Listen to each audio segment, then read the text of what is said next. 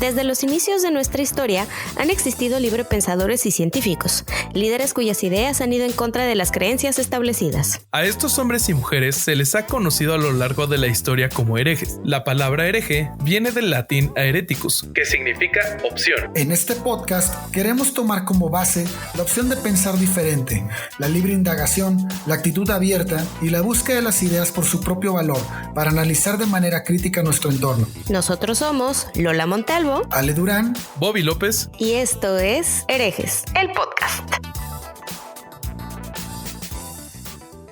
Buenas noches, mis estimados herejes, les damos la bienvenida a su podcast. Yo soy Bobby López y me acompañan en este primer episodio Lola Montalvo y Ale Durán. Antes de arrancarnos con el podcast, nos vamos a presentar, ya que seguramente varios no nos conocen. Yo, ya les dije, soy Bobby López, soy mercadólogo de la Universidad Panamericana y fotógrafo autodidacta de 33 años. Todavía no formo una familia, pero tengo una relación que ya lleva un rato. ¿Tú, Ale, qué me cuentas? Hola, buenas noches, Bobby y Lola, es un placer. Mi nombre es Alejandro Durán Eraña, soy abogado de profesión, estudié Derecho en la Universidad Autónoma de San Luis Potosí. Tengo 37 años de edad y, bueno, soy padre de familia y músico. Lola, ¿tú cómo estás? Buenas noches. Hola, Bobby. Hola, Ale. Buenas noches, yo soy María Dolores Montalvo Parra. Para mis amigos soy Lola Montalvo. Tengo 34 años, soy bióloga. Tengo una maestría y doctorado en biotecnología. Soy fan de la naturaleza, de los perros, de la ciencia y de la buena música. Y bueno, pues soy bastante optimista, conciliadora y busco siempre soluciones y pues yo creo que por eso estoy por acá. Pues hoy vamos a estar platicando de un tema que escogimos entre los tres y el tema es cómo se hace un hereje.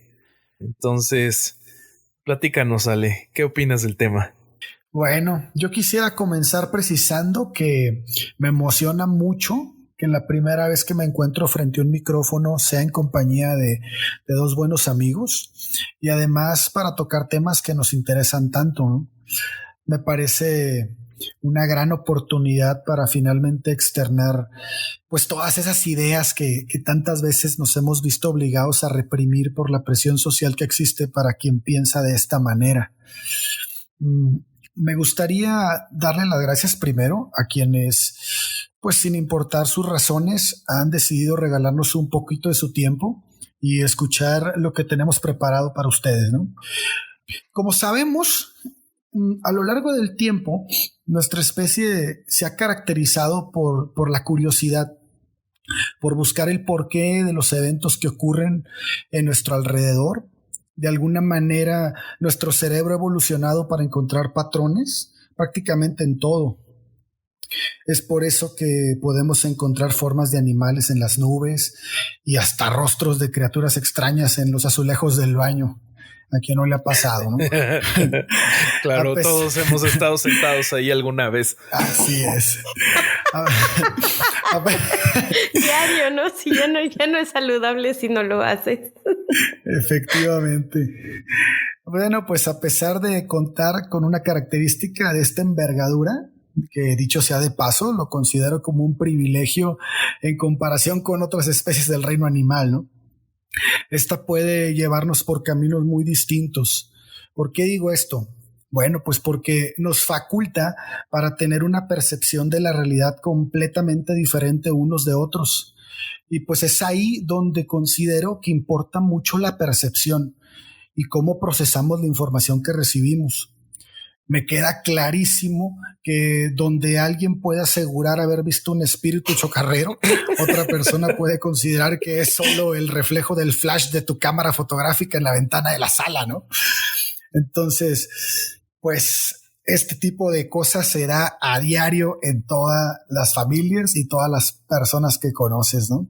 Claro, sin duda. Pero hay algo de lo que me gustaría hablar previo a entrar al tema del programa. Quiero que hagamos un estudio de nosotros mismos. Me gustaría que intentemos ubicarnos en el primer momento en el que descubrimos la realidad y desechamos la ficción. Traten de ubicar ese momento de su vida. A mí me sucedió aquel día cuando me dijeron mis papás que Santa Claus no existía. Cabe mencionar que yo ya estaba en esa etapa donde comienzas a considerar que Santa es una idea prácticamente imposible de seguir alimentando, ¿no? Pero pues te da miedo dejar de creer porque siempre está ese apercibimiento de que al niño que no cree Santa no le da regalos y puta, pues no quieres dejar de creer. Ese momento lo considero como una de las primeras encrucijadas de mi vida, donde tuve que enfrentar la idea de que ya no era un niño. Entonces, la idea de Santa finalmente me quedaba muy chica para mi edad. Me di cuenta que siempre fue el amor de mis padres, de verme feliz cada Navidad. Y entonces recuerdo aquel día que pues me dijeron y yo ya lo traía en la cabeza, pues me senté en la orilla de mi cama, ¿no? A llorar un poco, pero no por la pérdida de la creencia, sino porque no podía evitar imaginar a mis padres haciendo hasta lo imposible porque jamás lo supieran, ¿no? Ese sacrificio de ellos por no romper la ilusión del niño que era, pero ese niño ya se había ido y solo quedaba yo con mi mente disidente llena de preguntas sin respuesta. Pues no sé ustedes, pero imaginar a mis padres haciendo todas esas cosas sin importar que el crédito se lo llevara un viejo panzón inexistente es una de las muestras de amor desinteresado más grandes que he podido contemplar. En fin, ese día me dieron una lección. Abandoné mi primer pensamiento mágico para encontrarme inmerso en el abundante amor de mis padres. Pues bienvenidos a bordo. Espero disfruten esto tanto como yo. Oye, ya me hiciste sentir mal. Esto sí se los tengo que decir. ¿Por qué? Porque pues mientras tú estabas pensando en el bien psicológico de tus padres y en esta relación y todo tan bonito, cuando yo me enteré de que Santa no existía, fue que llegó mi hermana y me dice, oye, Santa no existe, son mis papás, ya vi los regalos. Yo ya lo sospechaba. Y yo, en vez de tener esta crisis existencial de la que nos cuentas, yo le dije, bueno, sí, cállate, porque queremos regalos. Claro, pero entonces, es que siempre está eso. Siempre está eso porque es un punto fino, porque no deja de ser una creencia que trae junto un miedo. El miedo de que no te traigan regalos si dejas de creer. Entonces, no, pero yo le creía automáticamente. Así, ¿no? Ah, pues claro, pues ya te estaba diciendo que había visto los regalos. Sí, le creía automáticamente y yo me preocupé por mis regalos. Pero bueno, eso será una historia para otro día. Yo lo que le quiero contar a nuestro queridísimo público es que comenzar este podcast, la verdad es que no ha sido tan fácil. Ya nos va a echar la culpa. Les hice este pitch a Lola y a Ale hace meses. Llevo meses insistiendo. Eso Tuve que hacerle un viaje Querétaro a casa de Alejandro y otro viaje, en el mismo viaje después nos fuimos a Monterrey y hasta ese momento los logré convencer. Pero fue de regreso de Monterrey, Bobby. Fue de regreso cuando hablamos del podcast, ¿te acuerdas? No, fue de ida te lo piché. Ya habíamos hablado del podcast desde semanas antes y nadie nos animábamos a grabarlos. Entonces, el primer pitch llevaba meses y nadie me hizo caso. Pero bueno, pero aquí estamos. Ya metiéndonos en temas de cómo fabricas un ateo, cómo te haces ateo.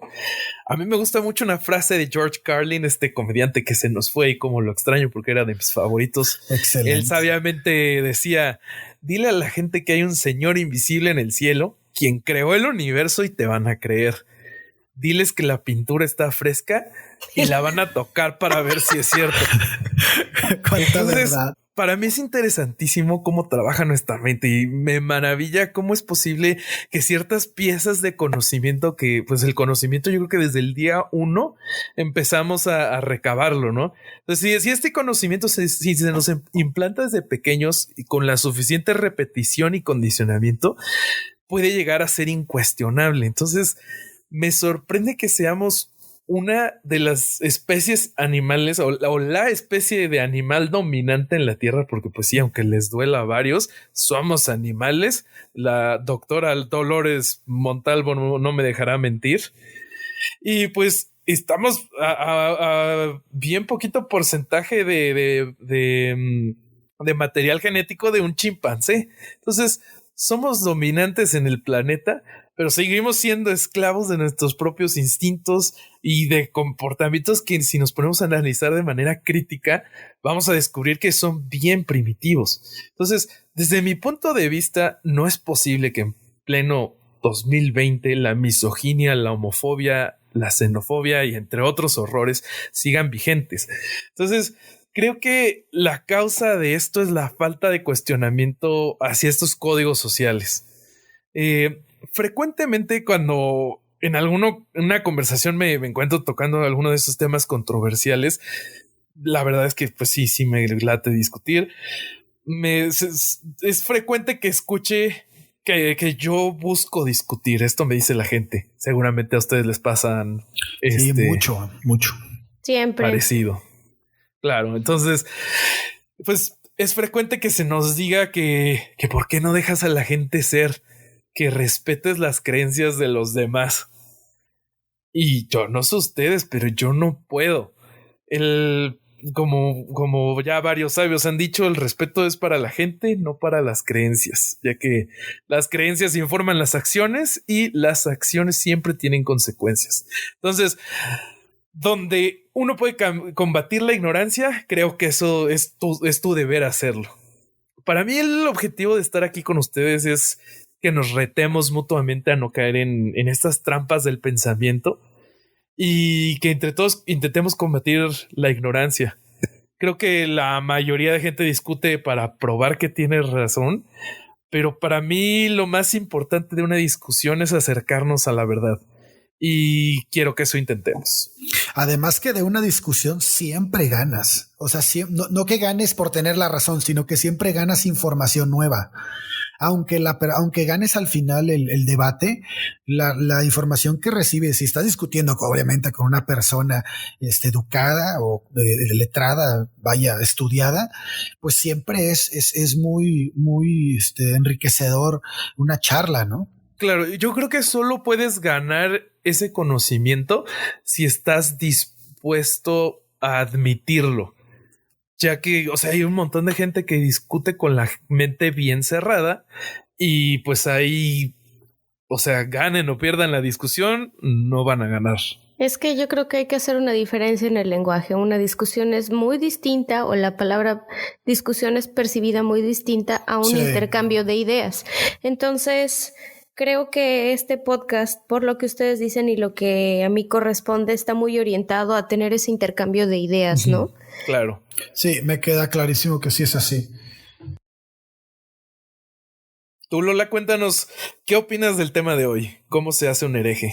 Híjole, es un tema súper controversial. Yo no creo que se haga un hereje. Yo creo que, o sea, que no es por una fuente externa, es una fuente propia. Obviamente, como en todo, hasta en la genética ahora hay epigenética. El ambiente tiene mucho que ver, la exposición a las ideas, pero bueno, quiero empezar por agradecerles por haberme invitado, Bobby, a este podcast, por haberme insistido tanto, Ale, por los consejos. Pues a mí me tienen aquí porque de veras sí Bobby insistió mucho. Y pues porque me encanta el argüende, la verdad, no voy a decir mentiras. Motivos secundarios que probablemente sean más interesantes son para mí es crucial que el papel de la religión en los círculos sociales es algo tangible y es por diferentes razones, ¿no? La religión juega un papel crucial en las posturas hacia las nuevas ideas. Esto no es novedad, o sea, esto lo venimos viendo desde la Edad Media y los tiempos de la Inquisición, ¿no? Antes las nuevas ideas pues resultaban en personas quemadas, en su mayoría científicos y brujas. Lo peor es que eso sigue sucediendo, ¿no? De manera distinta, Bobby. Y sí, ahorita, yo creo que ahorita lo que existe es algo que está muy de moda decir y que la palabra segregación es la correcta, ¿no? Es precisamente a donde yo voy. El papel que juega la religión es muy interesante porque se segregan grupos, se segrega la credibilidad de las personas de acuerdo a si pertenece a una religión preponderante. En nuestro país es el catolicismo.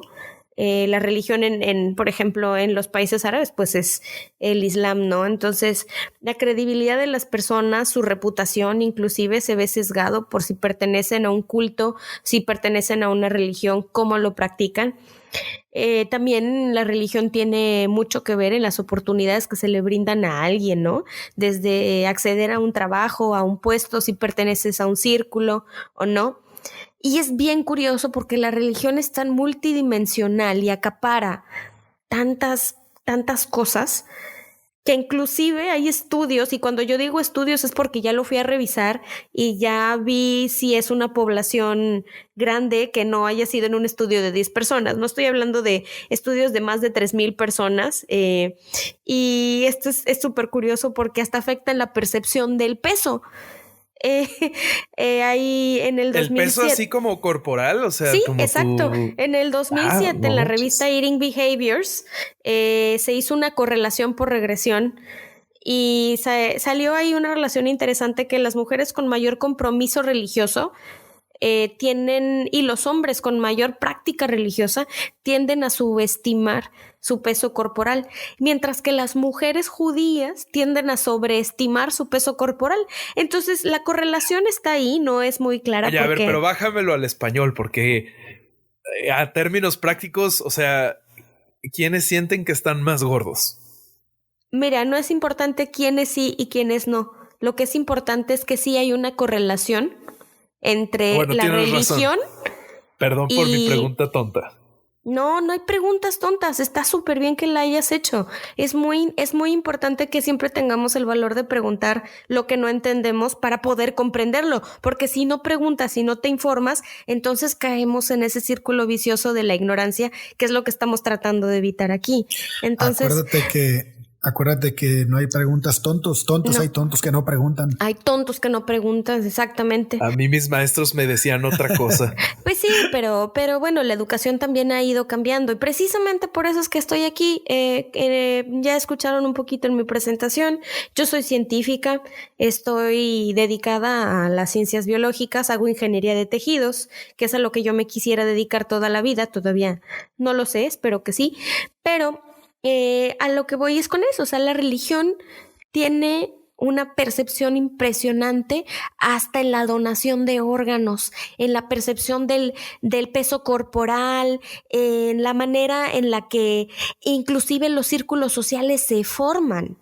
Entonces, por todas estas razones, a mí me interesa muchísimo que se difunda que habemos otras maneras distintas, otras formas de vida distintas, y no estoy hablando de extraterrestres, otras formas distintas de ver y de pensar. O sea, no somos extraterrestres, somos personas que nos hemos dedicado a cultivar el pensamiento crítico. Y si bien yo no soy experta en esto, pues yo espero aprender muchísimo de ustedes y de la gente que nos pueda llegar a escuchar, pues que nos pueda aportar también datos interesantes, ¿no? De cómo tener un pensamiento religioso obnubila nuestra capacidad de pensar, de criticarnos, de ver más allá de lo evidente. No estoy hablando de los Thundercats tampoco. Pero sí de poder utilizar las estadísticas. De leer otras posturas también. De leer, pero ¿sabes qué? Es que creo que lo comentamos muchas veces. No es exactamente lo que lees, es con qué visión lo estás poniendo. Si vas a estar abierto a lo que estás leyendo y vas a tener apertura también a leer no nada más la Biblia, leer el Corán, leer la Biblia negra, también leer a Carl Sagan, también leer a Isabel Allende, también leer a, cualquier otro tipo de cosas, pero con una mente abierta y crítica. No nada más leer por leer. Pero ¿a cuántos católicos o creyentes conoces que hayan leído un libro de Richard Dawkins o de Christopher Hitchens o de Sam Harris? Absolutamente. Son la minoría. Rarísimo, ¿no? Chicos, y ahí está nuestra entrada al podcast de hoy. ¿Cómo se hace un hereje? ¿Qué les parece si para arrancarnos, Lola, nos compartes esas estadísticas que nos tienes preparadas? Son unas estadísticas de México, del INEGI.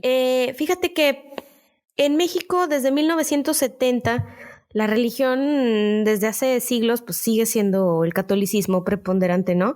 Pero en 1970 todavía México era preponderantemente católico y a partir de ese año se empieza a ver que el número de católicos empieza a bajar. Por favor, quiero que tomen nota que estoy hablando de esta religión por ser preponderante, no porque hay un sesgo en contra de, ¿ok? Esto es muy importante. Sí. Claro. Y si nos movemos un poquito hacia 1990, o sea, 20 años después, en el 90 el 78% de la población en México se denominaba católica. Un poquito después, para el 2010, el 75% de la población se denominaba católica, con todo y todo que la población mexicana ha crecido y bastante en los últimos años. Entonces, el 3% de la población en 10 años, del 90 al 2010, se cambió de religión o hizo alguna otra cosa. Y curiosamente, si comparamos con el número de personas que se declaran sin religión, en 1990 era el 3%, pero para el 2010 es el 4%. Entonces, las personas declaradas como sin religión, que no es lo mismo que ateo, cabe aclarar, al ratito vamos a hablar de Claro, eso. sí. Sí, claro. Pero sin religión es el 4%, o sea, subió un 1% y la religión católica bajó 3%. Entonces es interesante ver cómo poco a poquito la gente se va moviendo de un grupo estadístico a otro. Creo que de esto podríamos empezar a inferir que muchos están dejando la religión, o estamos, porque por lo menos en mi caso yo estaría dentro de esa estadística, de ese 1% que se les fue a los católicos. Pues sí, dentro de ese 1% sí estamos. El rollo ahí es que hay un 2% desbalagado, que quién sabe a dónde se fue, porque se fue a creer otras cosas. Lo que pasa es que mucha gente ha renunciado al catolicismo por todos los eventos que han ocurrido dentro de la iglesia, ¿no?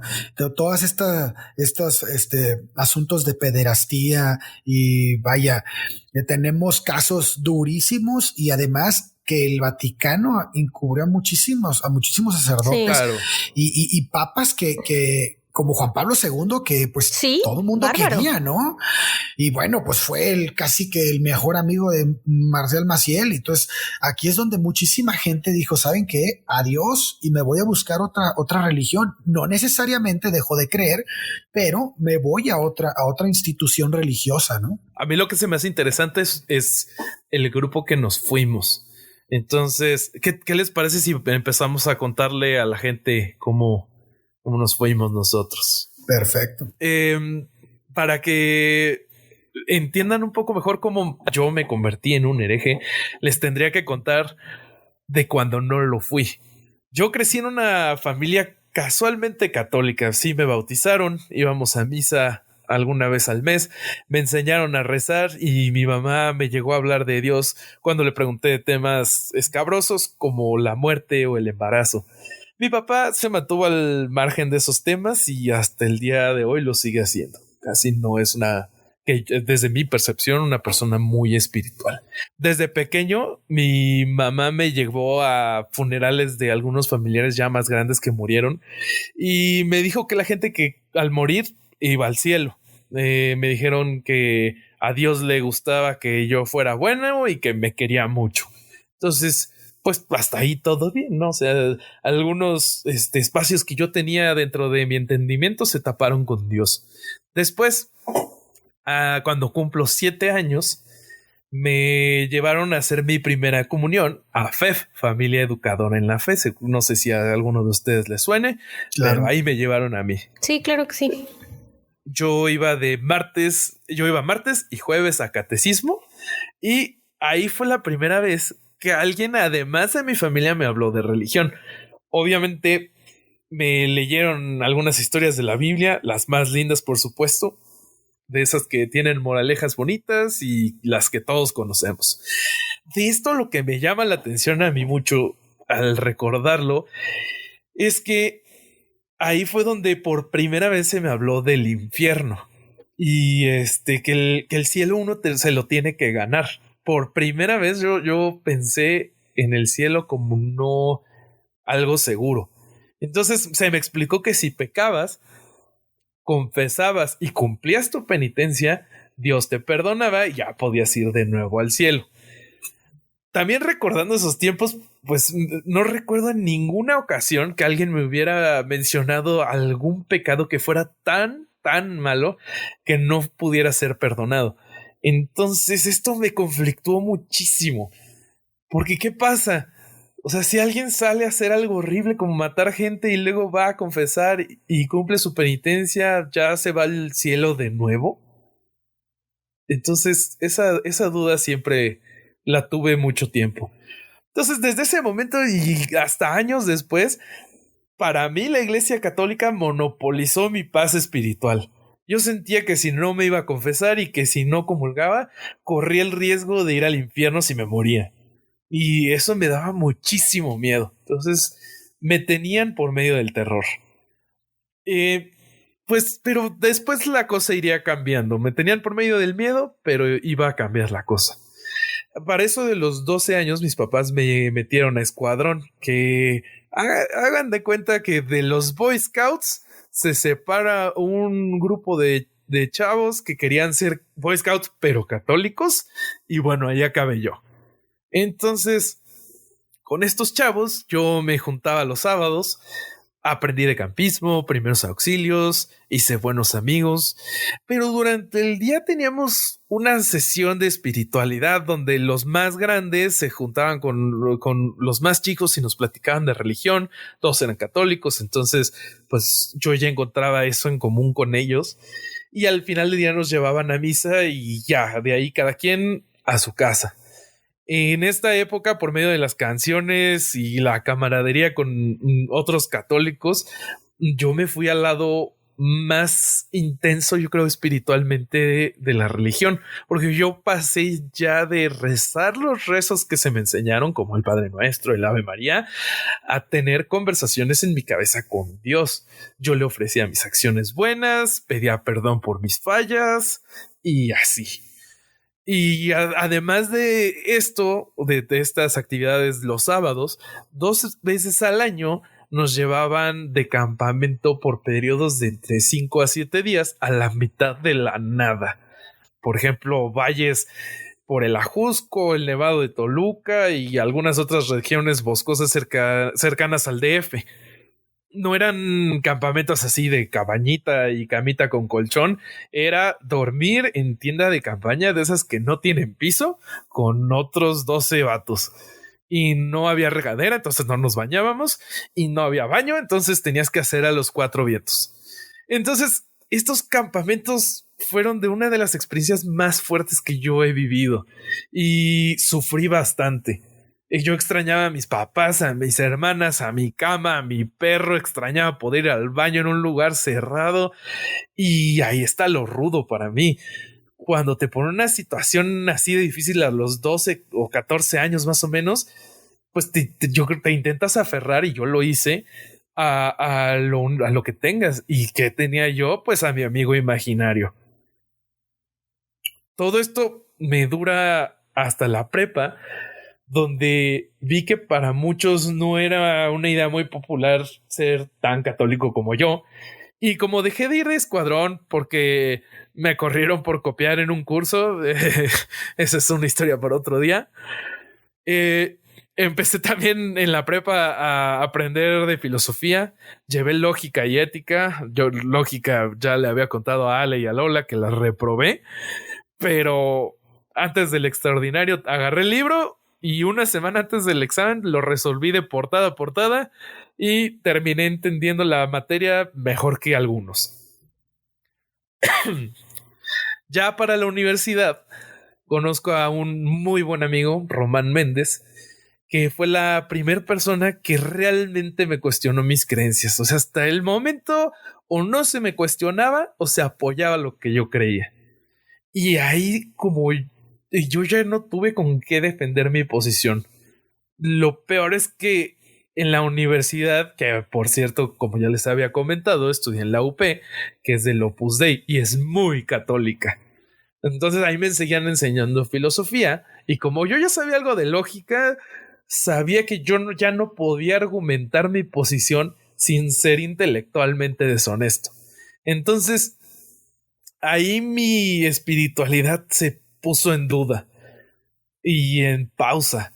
dejé de orar, de ir a la iglesia, y en momentos en los que se me confrontaba, me definía como agnóstico o católico, dependiendo de lo que me conveniera más.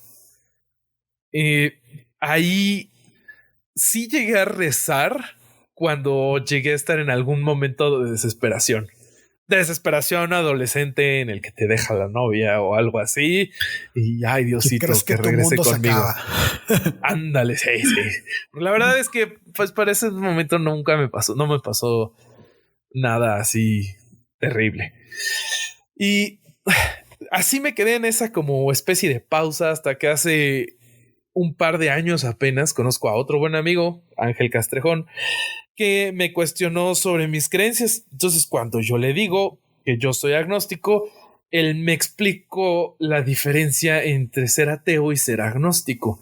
Me dijo, es que, mira, ser agnóstico, tú puedes ser teísta agnóstico o ateo agnóstico. El ser agnóstico solo significa que no estás seguro de tu posición y sobre lo que crees. Y el ser gnóstico sería estar seguro. Entonces, por ejemplo, si eres ateo agnóstico, es que no crees que exista un dios o dioses, pero que no estás seguro. Entonces, cuando me explica esto, me cae un baño de realidad que me dejó congelado. Le dije que era deísta, o sea, como que sí creía que una fuerza creadora, pero que no era el Dios católico, y ahí se terminó esa conversación con él, pero yo me quedé con una conversación interna bastante fuerte. Algo muy chistoso es que en esa misma plática, Ángel es amigo también de Alejandro, y Ángel me dijo que él tuvo la misma plática con Alex. Sí, entonces yo igual recuerdo, Alex nos cuenta después. Recuerdo ese día. Oh. Entonces, bueno, después de esta plática y que yo estaba en esta discusión interna, yo me pongo a aprender sobre la posición contraria a la que había tenido toda la vida, que es, pues, el ateísmo. Leí algunos de los mejores argumentos a favor del teísmo fuera de la Biblia y los argumentos que los refutaban. Y pasaron meses y al final terminé aceptando que la verdad yo ya no creía lo que me habían enseñado desde niño. Entonces, ya de ahí viene mi salida del closet ateo con la familia, mi novia, amigos. Ese es tema para otro día, se puso interesante.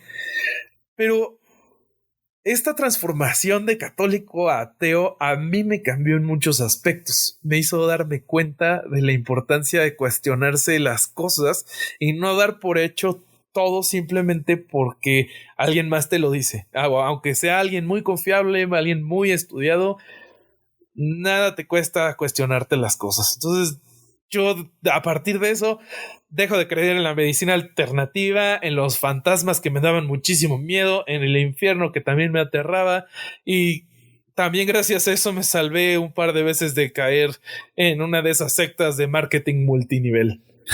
Y esa es mi historia. Marketing multinivel.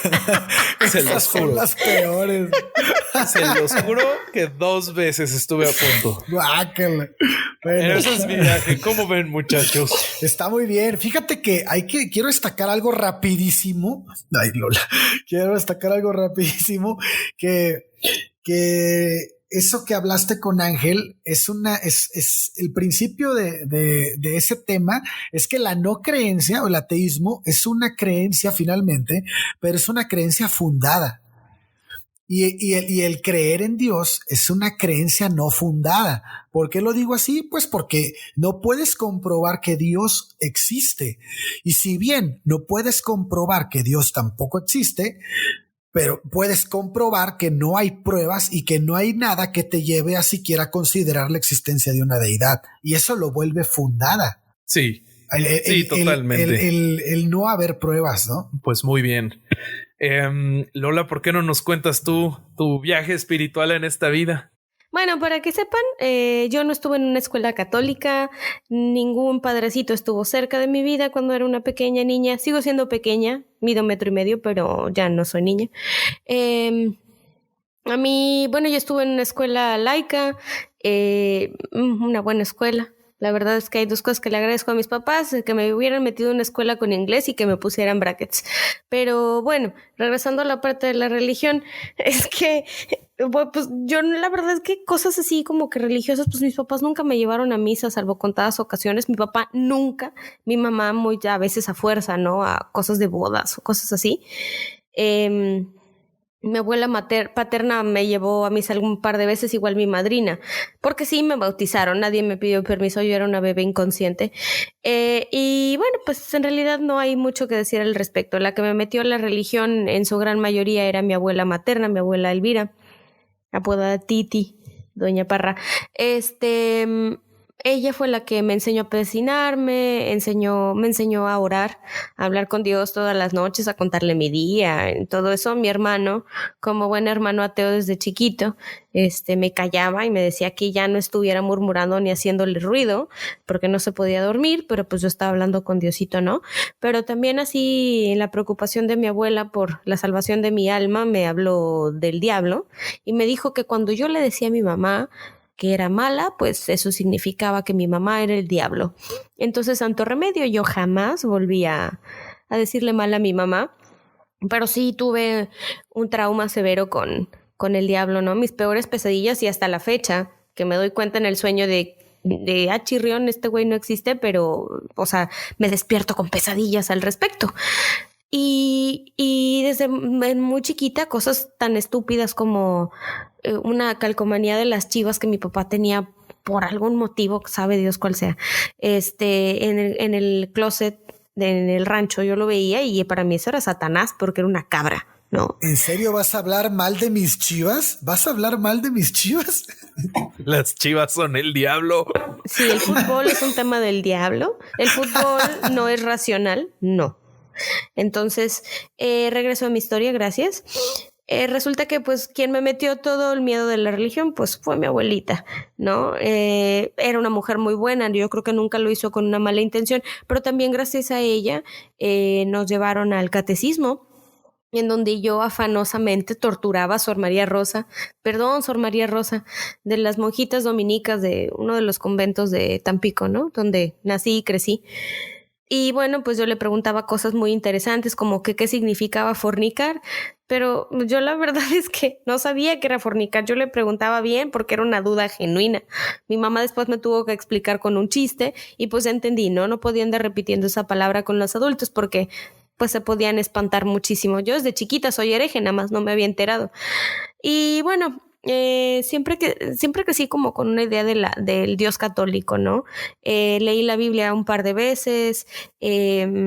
Después, cuando me fui a la universidad, me alejé muchísimo porque resulta que iba entrando yo un domingo que decidí ir a misa sola. Casi nunca iba, pero cuando iba con mis primas, las Debis, o iba sola. Y esta vez se me ocurrió ir a la iglesia de la Virgen, creo que es de Los Remedios, que es súper icónica esta iglesia, yo estudiaba en Cholula, donde casi no hay iglesias, ¿verdad? En la cima de la pirámide de Cholula hay una iglesia donde se ve el volcán Popocatépetl atrás. Bueno, a esa iglesia fui. Después de subir los 200 o quién sabe cuántos escalones que hay, llegué y llegué tarde a misa para variar y no perder la costumbre. Y estaba el sacerdote, pues dando el sermón, ¿no? Y en eso les voy a pintar la imagen. Hacía mucho calor. Yo estaba bofeadísima, entro, me paro en la luz de la puerta y veo en una banca como una imagen que estaba repetida 20 veces en la misma iglesia, ¿no? La banca consistía de una mamá embarazada, flaquísima en los huesos, con un bebé en brazos, un niño chiquito, como no me acuerdo de qué edad, pero lo traía en brazos, y agarraditos así en ristra, casi que por estatura, que no había mucha diferencia entre los niños, ¿verdad? Pero por estatura 3 o 4 niños, ¿no? Y cerrando la banca el papá.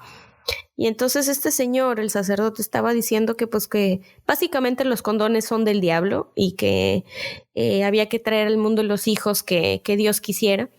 Y me dio muchísimo coraje porque los niños estaban súper desnutridos, la señora en malas condiciones, el señor también muy delgado, muy flaquito. Y sí me puse a pensar mucho al respecto de cómo el egoísmo para tener más feligreses sin importar el bienestar de la gente realmente, ¿no? Y eso sí me causó muchísimo ruido. Llegué a la casa, le hablé a mi abuelita y con toda la pena del mundo le expliqué la situación. Le dije, ¿sabes qué? Yo sé que a ti te preocupa mucho la salud de mi alma, pero yo ya no regreso a la iglesia nunca. Y lo he cumplido más o menos, porque pues sí he ido a bodas de amigos, porque a ellos les importa, voy más bien por eso. Mucho tiempo pensé que Dios sí existía. Todavía hasta la universidad traía una cruz colgando en el pecho. Y cuando me la quité, me sentí súper liberada porque ya sentía que no me estaba vigilando, ¿no? Que nadie me estaba vigilando. Cuando me alejé de la iglesia, creo que fue el primer paso. Me denominé agnóstica, como decía Bobby hace rato. Pues yo no creía exactamente que Dios existía. Me hice agnóstica en una casa de campaña, viendo la luz de la luna en una luna llena, en una de las prácticas de campo. Y ahí decidí que pues en realidad era la naturaleza lo que estaba dictando todo lo que veía, que el Dios que se me había pintado en el catolicismo y que comparte muchas características con otras religiones abrámicas e inclusive con islámicas, pues no existe, ¿no? O sea, la naturaleza es una serie de eventos estocásticos que se puede generalizar desde la pequeña partícula del átomo que se ve regida, pero por fuerzas atómicas, valgan la redundancia, y de otra naturaleza que no precisamente son Dios, tampoco una fuerza creadora, solamente la naturaleza que es un poco complicado explicar. Y bueno. No, pero creo que te entiendo, porque creo que entre más sabes es más difícil creer. Fíjate que yo dije mucho tiempo que yo no tenía duda de que Dios existía, solo no de la manera en la que siempre nos lo habían pintado. Entonces ahí la forma antropocéntrica de que el humano está hecho a semejanza de Dios, pues totalmente descartada, ¿no? Ni el humano está hecho a semejanza de Dios, ni Dios está formado a semejanza del humano físicamente, pero sí creo que está muy hecho a la medida del pensamiento humano y del control de las masas requerido en determinados tiempos. Entonces, pues bueno, mucho tiempo seguí pensando lo mismo. Ya más grande me mudé a Monterrey a estudiar una maestría. Curiosamente me uní. Tuve un problema personal fuertísimo con una depresión de 4 años. Fuertísimo por un problema de un novio que tuve, ¿no? Que se portó muy mal. Y entonces ahí pues me invitaron a la iglesia y al Santísimo y a rezar el rosario y no sé qué. Y no te voy a decir que no, le agarré cierto gusto y sí, o sea, como que me enfrasqué bien cañón otra vez en creer que Diosito me salpicaba de agua con los carismáticos y todo esto. Y luego me di cuenta que yo necesitaba tanto creer en algo que me hiciera cambiar de opinión que la humanidad es un asco, ¿no? Entonces, pues sí me sirvió, me sacó del hoyo, después volví a entrar en razón y dije, bueno, no es cierto. Tuve ese debate, ¿no? Otra vez en mi cabeza. Llegué a Monterrey, me invitaron a un grupo de Rosario que disfruté muchísimo porque como que concentrarte en las palabras y concentrarte en hacer el bien, aunque sea con la boca, pues me parece algo maravilloso, ¿no? Y ya después como que no les gustó mucho la idea porque cada que nos cuestionábamos un pasaje de la Biblia, me acuerdo perfectamente que estábamos hablando de la Virgen María y la aparición y mi respuesta fue, es que imagínense que se les aparece un ángel y les dicen que están embarazadas, yo me hago pipí del miedo. Entonces... No ha de ser una escena bonita. No, entonces todo el mundo se me quedó viendo como con cara de, y está rara, ¿por qué se está imaginando esas cosas? Pues porque me las tengo que imaginar para creerlas, y luego me doy cuenta de lo ridículo que suenan. En fin, es una buena historia, ¿no? Recientemente, ¿qué les puedo decir? Hace un par de años, 2 años más o menos, me empecé a cuestionar fuertemente al respecto de la iglesia satánica, ¿no? De por qué estaba ahí, y empecé a leer al respecto de cuáles son los principios de esta iglesia. Que en realidad son ateos. Que en realidad son ateos y utilizan la figura de Baphomet como su insignia principal y bueno... Baphomet, ¿no? Ay, sí, perdón, lo dije al revés, eso. Entonces utilizan esta figura principal, pero nada más por llevar la contraria, no por otra cosa. Total que... Genios, la neta, genios. Sí, genios, porque sí utilizan la propia mitología cristiana para poder llevar la contra de algo y entonces infunden miedo y alejan a la gente que no quiere leer y no quiere pensar diferente o no quiere abrir su cabeza que hay otras maneras de pensar, ¿no? Entonces, pues es una buena estrategia de mercadotecnia también. Y es que la idea del demonio en relación al catolicismo es realmente absurda, o sea, no tiene ningún sentido. La necesitas para creer en Dios, pero realmente la idea de que el diablo tiene un lugar donde te va a castigar si no le haces caso a Dios es una estupidez, porque finalmente el diablo está peleado con Dios en la mitología, ¿no? Pues sí. Es pues algo sí, pero completamente además absurdo. Es que mira, va muy de la mano con que en el Nuevo Testamento Dios es amor. En el Viejo Testamento Dios sí es un Dios iracundo y es un Dios que castiga y es un Dios que demanda sangre y venganza. Pero en el Nuevo Testamento no, todo es paz y amor, se supone, ¿no? Claro que no, pero finalmente la figura de Satanás es muy misógino todo en general, pero la figura de Satanás pues viene a reforzar esa parte en donde Dios pues no puede ser malo, entonces tiene que haber un malo para que haya temor a Dios, para que haya obediencia. Entonces ya te imaginas qué papel, eso no tiene absolutamente nada que ver con mi historia, más bien es derivado al comentario que haces, pero bueno, ya se las hago súper corta. Recientemente estos 2-3 años ya no me hace ruido aceptar que Dios no existe, ya no me duele decirlo. Al principio la desesperanza de saber que pues no hay un mañana en la parte de la muerte, o sea, no hay un más allá, nada más hay un más acá, ¿no? Y pues toda la responsabilidad de tu vida es tuya, o sea, tú eres responsable de tus decisiones y eso de dejarle tus problemas a Dios, pues a veces me parece como un poco irresponsable, porque aunque sí te aliviana la cabeza, sobre todo para los overthinkers, los que no podemos dejar de pensar jamás, pues creo que es más sano empezar a ver los problemas como son problemas que tienen una solución. Y si no tienen una solución, pues no la tienen, ¿no? Y esa es mi historia de cómo salí del closet ateo. La verdad es que es la primera vez que lo digo tan abierto. Regularmente yo me presento como una agnóstica deísta, no intervencionista, o sea... No creo que haya evidencia suficiente para decir que Dios exista, pero no lo sé, me puedo equivocar y no estoy muy lejos de esa posición. Como científica siempre hay que estar abiertos a que los errores pueden ocurrir y que el cambio puede venir de cualquier lugar siempre y cuando la evidencia que se presente sea la adecuada y esté bien respaldada. Entonces así, pues sí aceptamos los cambios, ¿no? En fin, esa es mi idea. Qué bello viaje, Lola. Muchas gracias por compartirnos, ¿no? Tú, Alex, yo sé que tu historia está genial y que la vamos a disfrutar mucho. Pues no sé qué tan genial esté, pero sí es un poco distinta a la de mucha gente, porque en mi caso, como muchas personas en mi país, estamos en México, por cierto, viví una infancia y adolescencia muy apegada a los cánones religiosos. Sin embargo, considero que mi cercanía con la religión fue un poco mayor a la de la mayoría de mis amigos, por ejemplo.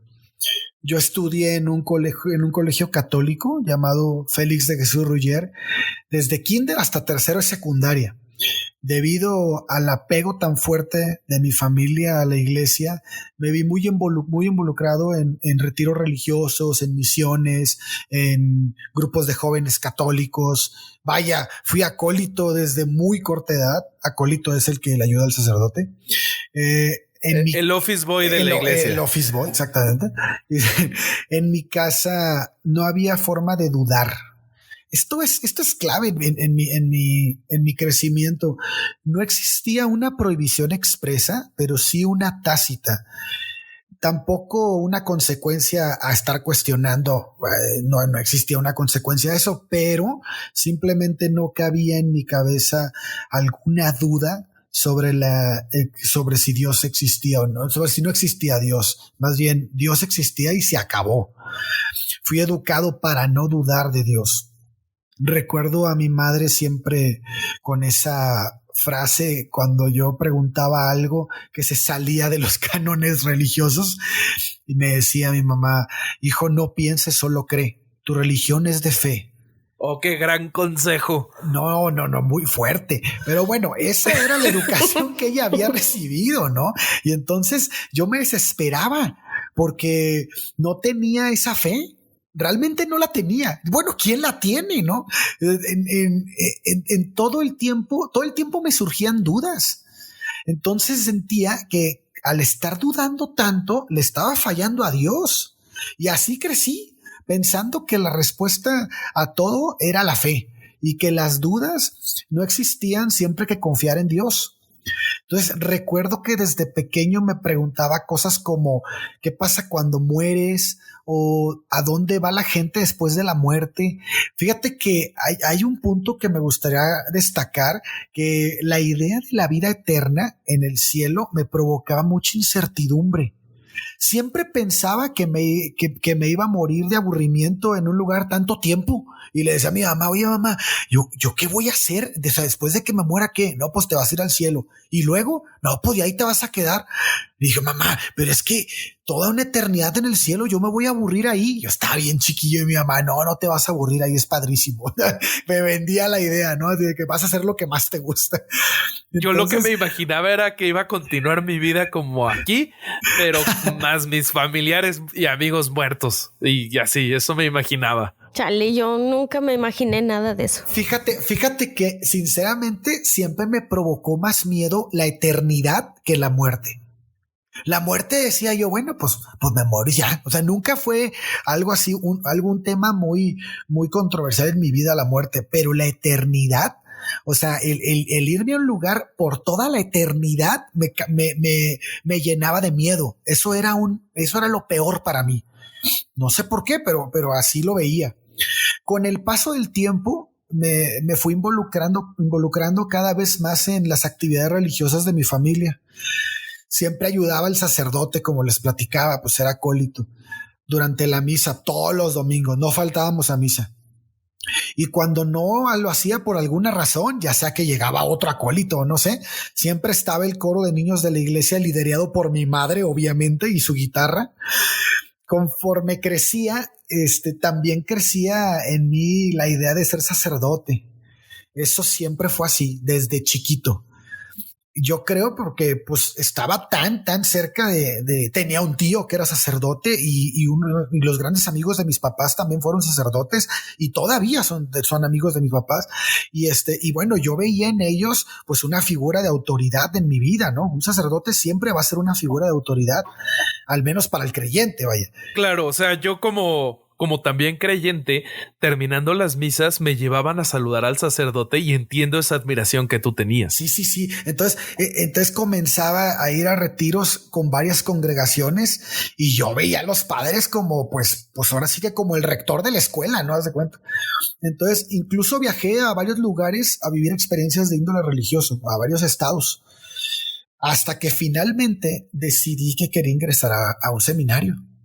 Y entonces eso fue yo ya tenía la inquietud, pero cuando tomé la decisión, recuerdo que tenía 15 años, estaba en tercera secundaria, acabando tercera secundaria. Estabas bien chavo. Estaba bien chico, sí. Fue entonces cuando, después de varios retiros y después de ir muchas veces a discernimientos a Guadalajara, me aceptaron en la Escuela Apostólica de Occidente, que es de los misioneros del Espíritu Santo y está en Zapopan, Jalisco, ¿no? Esto era un salto gigante en mi vida. Por la edad que tenía. Sí, seguro. Porque debía dejar atrás a mis amigos, a mi familia y a mi hogar. O sea, son cosas que es muy difícil desprenderte de esa edad. Y llegas a un lugar completamente nuevo, con personas que jamás has visto en tu vida, y a compartir un gran cuarto con 90 escuincles de todos lados de la República. Hice muy buenos amigos, la verdad. Aprendí a tocar la guitarra, lo que posteriormente me llevó a estudiar música en la Ciudad de México, pero bueno, esa ya es otra historia. Y bueno, pues durante mi tiempo en la escuela apostólica comenzaron a surgir muchas dudas. Y esas dudas iban encaminadas a si era lo que yo quería para mí. Recuerdo que estaba completamente enamorado de una compañera del salón, porque los salones eran mixtos. Bueno, yo estaba en una escuela que era una escuela muy reconocida, es una escuela muy reconocida en Guadalajara, se llama ISIG, Instituto de Humanidades y Ciencias de Guadalajara, y bueno, pues allá aceptaban gente externa, ¿no? Ahí nos tenían estudiando los que estábamos en la Apostólica, pero pues conocíamos a hombres y mujeres que no estaban en la Apostólica, que eran externos y que tenían sus vidas fuera, ¿no? Entonces, pues tenías contacto con este tipo de realidades que no era la tuya. Entonces, como les decía, yo estaba enamoradísimo de una chava que obviamente era de fuera y sentía mucha culpa. Pensaba que nuevamente estaba traicionando los designios de Dios porque yo por algo estaba ahí, y eso me provocó entrar en un discernimiento aún mayor, hasta que concluí que yo quería ser papá. Quería amar a una mujer. Yo sabía que no era ella y que pues era una chava que me había enamorado y ya, pero esa apertura me llevó oye, pues sí será tu vida por aquí o será tu vida por otro lado. Entonces yo empecé a buscar, a pensar mucho en esto, hasta que dije, oye, pues yo quiero, fíjate, a la edad de 15 años, yo decía, yo quiero formar una familia. Yo me veía aventando a mi hijo para arriba y viviendo en mi casa con mi mujer y no sé. Eso de aventar al hijo para arriba sería medio violento. Que lo hago mucho. Sentía que eso era lo que más deseaba en mi vida. Y por tanto, pues siguiendo el camino en el que estaba en ese momento, pues sería imposible lograrlo, ¿no? Así que finalmente renuncié. Recuerdo el día, agarré el teléfono y le hablé a mi mamá y le dije, mamá, ven por mí. Mi mamá se espantó obviamente muchísimo.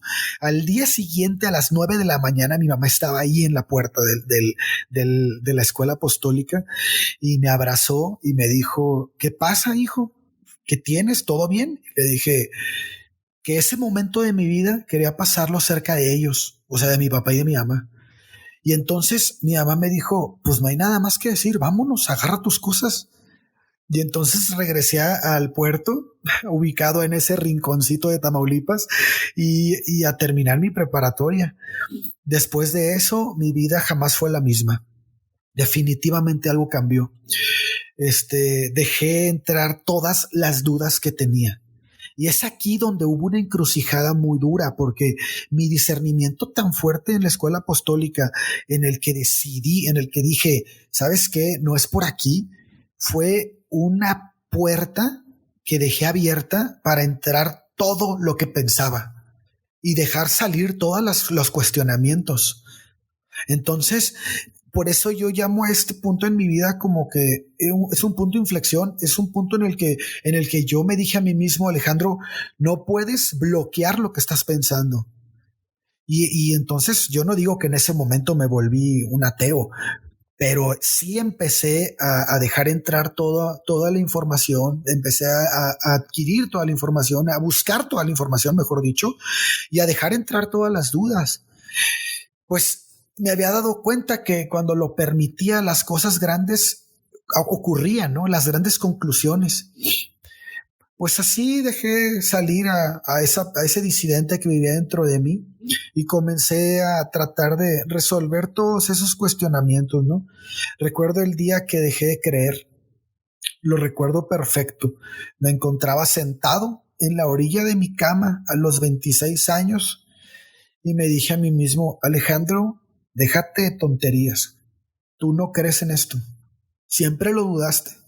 Y no pasa nada. Es hora de que los demás lo sepan y es hora de que tú lo aceptes. Y entonces aquí de pronto regresó de golpe una capacidad de asombro increíble. Porque la respuesta a todo ya no era Dios. Ya había que buscarla. Y comencé a encontrar muchas. Conforme más encontraba, más me gustaba investigar y leer. Luego comencé a leer todas esas personas que pensaban como yo Empecé a leer a Christopher Hitchens, empecé a leer a Richard Dawkins, empecé a leer a Carl Sagan, y así cada libro me llevaba a otro, y luego volví a leer la Biblia, y finalmente confronté ambos pensamientos, que creo que esto es importantísimo, porque a alguien que se vuelve ateo, antiteísta o librepensador, como le quieran llamar, es una persona que ha confrontado las dos ideas o varias ideas, que no se quedó con una. Por eso yo estoy tan enamorado de la no creencia, porque el no creer te lleva al estudio. No siempre, pero en mi caso me llevó mucho al estudio, me llevó mucho a la apertura, al decir no lo sé todo, al dejar entrar la duda. La duda es súper importante, la duda es humilde, la duda nos hace aceptar que no lo sabemos todo y que estamos muy lejos de saberlo. Y que eso nos vuelve unos consumidores de información. Y bueno, decidí que no solo no era creyente, sino que era un antiteísta, una persona que considera que la creencia en Dios no es algo bueno para el hombre. Igual es un tema que tocaremos más adelante, pero bueno, lo que quiero destacar es que un ateo no se convierte porque otra persona le dice. Un ateo se encuentra a sí mismo en su silencio, donde existe el suficiente silencio para escucharnos a nosotros mismos, nuestros cuestionamientos y nuestro por qué creo en esto, por qué continúo creyendo en esto, de dónde viene, cómo fue que que me adoctrinaron, cómo fue que terminé creyendo en esto. Y cuando te haces esa retroalimentación, estoy seguro que todos concluimos cosas muy parecidas. No todos las aceptamos, pero estoy seguro que si haces el estudio a ti mismo, vas a llegar a conclusiones que te van a asombrar. Creo que yo no lo pude haber dicho mejor. Oigan, ¿y qué consejo le darían a quien se atreve a pensar diferente? ¿Por qué no empiezas ahora tú, Lola? Pues es que esto que estaba diciendo Alejandro Durán es el principio de mi vida. Dudar es algo que nos hace, que nos redime. La duda te redime, la humildad que conlleva aceptar esa duda para poder resolverla, te redime. Entonces, bueno, el primer consejo que yo le daría a los disidentes es: no te avergüences por pensar diferente, o no te avergüences por dudar, por preguntar, por ser valiente para hacerlo. De lo que sí te puedes avergonzar es de ser ignorante, porque la ignorancia es un estado temporal y voluntario. En el momento en el que tú decides terminar con esa ignorancia y decir, bueno, pues soy ignorante, porque yo lo soy, tú lo eres, o sea, muchísimos tenemos muchas dudas y no lo sabemos todo. En ese momento que aceptamos la ignorancia con humildad, que aceptamos la duda en nuestras vidas, entonces podemos abrir nuestra cabeza a poder entrar a un millón de preguntas nuevas con respuestas todavía más nuevas y que te pueden llevar a un pensamiento de frontera. Entonces, no tener vergüenza de pensar distinto es el primer consejo. Pues yo creo que yo les diría que el escepticismo es la mejor herramienta de quien se atreve a pensar diferente. Sobre todo aplicar ese escepticismo a las ideas propias, ya que las ideas propias pues tampoco están libres de error. Pues, híjole, quisiera hacer hincapié en la duda. Dudar es la muestra más clara de humildad, como les decía hace rato. Nos recuerda constantemente que no lo sabemos todo, que estamos lejos de hacerlo y que la vida es más interesante cuando hay que investigar y cuando hay que leer, que no es suficiente pensar, que es más importante cómo piensas, que no es suficiente leer, sino que lees, y que no es suficiente dudar, sino qué preguntas arrojan tus dudas. Preguntar lo correcto. Y eso solo te lo va a llevar el trabajo lógico que tengas en tu cabeza, la calidad de lógica que tengas, y pues la calidad de tu pensamiento es clave. Nútrela. La calidad de tus ideas determina la calidad de la información almacenada. Buenísimo. Pues yo, como conclusión a este tema, creo que le pediría a la gente que nos escucha que sea más abierta con las ideas, que contradicen a lo que les han dicho toda la vida. No les digo que acepten cualquier información nueva así nada más, les pediría que cualquier idea la analicen de manera crítica antes de aceptarla o de descartarla. Pues esperemos que hayan disfrutado nuestro primer programa. Los invitamos a suscribirse. Los temas que vienen están buenísimos. Vamos a estar tocando temas bastante controversiales y los estaremos viendo la semana que viene.